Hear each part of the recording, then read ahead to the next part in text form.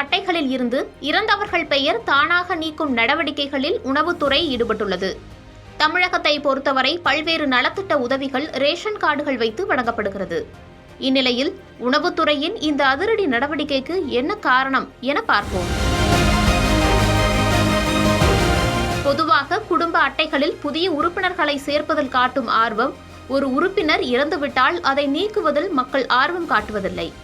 அதற்கு முக்கியமான காரணம் என்னவென்றால், குடும்ப உறுப்பினரின் எண்ணிக்கைக்கு ஏற்ப அரிசி, சர்க்கரை உள்ளிட்ட பொருட்கள் கொடுப்பதால் இதுபோன்று நடக்கின்றன. அது மட்டும் இல்லாமல் ரேஷன் அட்டைகளை பொறுத்தவரை பொங்கல் தொகுப்பு, மகளிர் உரிமை தொகை போன்று பல்வேறு நலத்திட்டங்களுக்கும் முக்கிய ஆவணமாக கருதப்படுகிறது. குழந்தை பிறப்பு, திருமணம் போன்ற சமயங்களில் புதிய உறுப்பினர்கள் பெயர் ரேஷன் அட்டைகளில் சேர்க்கப்படும். இந்த நிலையில் ஆதார் கார்டு வைத்து இறப்புச் சான்றிதழ் பதிவு செய்யும் நடைமுறை இருப்பதால் அங்கிருக்கும் தொழில்நுட்பம் மூலம் தானாகவே ரேஷன் அட்டைகளில் இருந்து இறந்தவர் பெயர் நீக்கும் நடைமுறை தொடங்கப்பட்டுள்ளது.